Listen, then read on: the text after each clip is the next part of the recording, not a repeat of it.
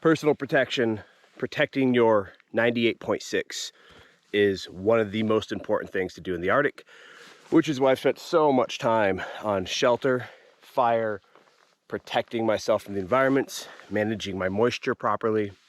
But eventually, I'm gonna need some sustenance. So I've got a water bottle and I've been melting snow, and that's great. But calories are going to be a big problem in the first couple of days at this level of effort. Already feeling hungry. Now, I brought food, but if you didn't have food, you can snare in a survival setting. When it's life and death, I do advocate snaring. Now, in some areas of the world, some countries, some counties, some states, if you're in the States, snaring is illegal, or you need a permit to do it. So please check with your local laws before doing this. Here in Norway, cannot snare. So I'm going to build some, show you how to put them out, and then take them down immediately so that a rabbit or an animal doesn't go through there, get strangled, and have a cruel death in addition to being illegal. But in a survival situation, it's you versus them, and I think you can justify going borderline with a couple of these laws for the purpose of life and death. Plus, even if you do get prosecuted to the full extent of the law for snaring an animal, that fee or whatever it cost is going to be worth paying because it kept you alive. So enough rant on that. Let's talk about snare. I've got a thicker wire here and a thinner wire here. If you only have thin wire, you can double it over and twist it up. If you only have thicker wire, you might have trouble catching some of the smaller animals like squirrels and whatnot. Cool. So first thing I'm going to do is I'm going to cut this to the appropriate length. Now you'd think that'd be hard being wire, but I'm going to pull this out.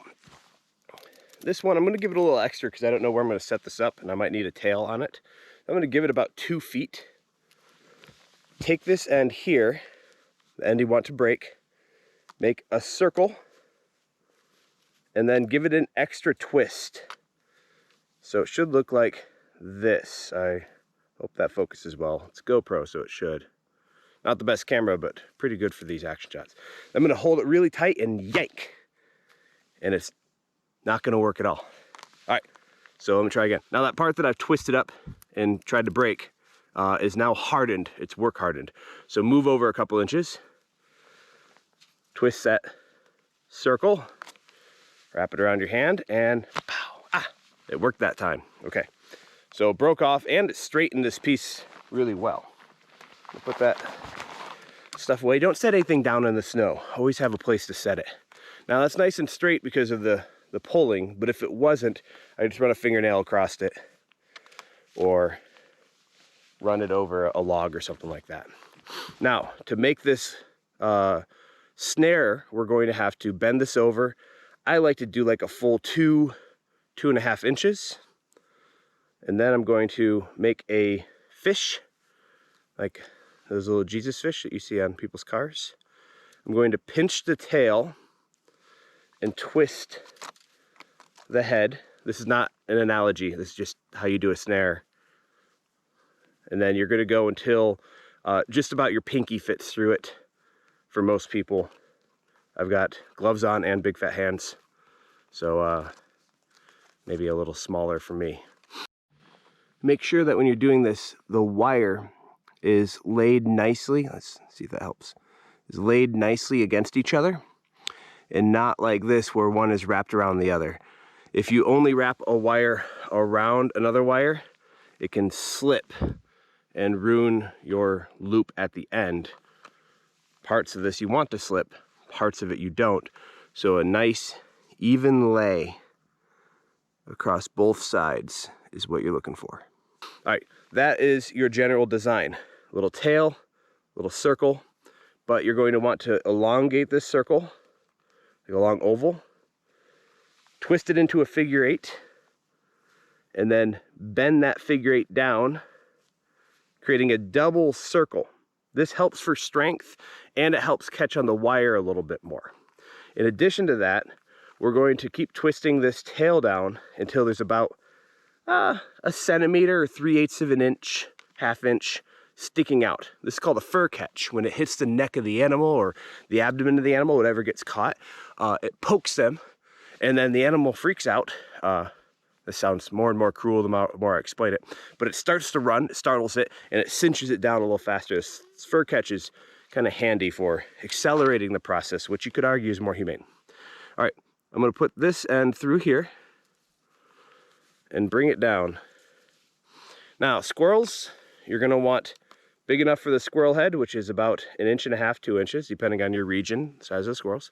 And you're gonna wanna stop this right here from getting too big. I like to bend it back like that, and it can't get larger, but it can get smaller, which is the point, right? It's the snare. For rabbits, which I wouldn't use this single strand thin piece on, you're gonna look at like baseball, softball size or so. And same thing. You want it here, maybe a little bit more of a fur catch, and then the placement of this is gonna be really critical as well. Again, not actually snaring animals, brought my own food, but survival, you're going to need the calories, and it's just a matter of life and death at that point, in most cases. All right, a rabbit has been running through this tree well. A tree well is the base of a big pine tree, typically, that protects itself from snow, so it's much, much shallower snow down here, which means my snare won't get buried in the next snowstorm. The rabbit's been running through here and then out. So I packed down the dirt, gave it a nice, easy highway, and then I went a little overkill on the funneling here, but it gets them right into this one spot where we have our snare set up, and then tied off to one of the post sticks, which may rip out if the rabbit struggles a lot, and then I have a drag stick. So either way, we're good. Now the advantage of snares, and the lighting conditions here are terrible, so we'll see. All right, so the advantage of snares is that took me like 5-10 calories to do, not that much. I just used bramble that was sticking around, and it's a passive calorie gatherer, so I don't have to go out there and harvest it. I just have to check it twice a day, morning and night. And if there's something in there, almost free calories. So in the Arctic, it is a matter of managing moisture, but Arctic survival is managing moisture and managing calories. So if we can invest a little bit, possibly get back a lot, it's a big win. We don't want to be going after things that could hurt us, or things that require an enormous amount of energy to procure. It's been a few centuries, millennia, since we were really good pursuit predators. So unless you're really good at following an animal until it gives up and dies, you're going to have to find some intuitive or intelligent way of capturing them. Now, again, I'm going to take this down, but this would work if I left it up.